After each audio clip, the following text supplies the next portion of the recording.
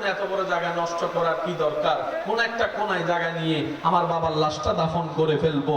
কারা বলছে? ওই সন্তানেরাই যাদের স্বপ্ন পূরণ করার জন্য এই বাবা নিজের সমস্ত স্বপ্নকে বিলীন করে দিয়েছে।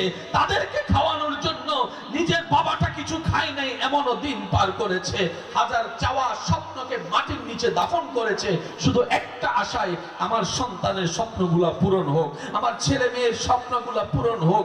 আমি কখনো ভালো করে পড়ালেখা করতে পারি নাই। বাস্তবতা দেখা যায় এই মায়ার কোনো দাম নাই। রব্বুল আলামিন বলে, বান্দারে কাদের জন্য কি করলি, কাদের জন্য কি করলি, কার জন্য কি করলি?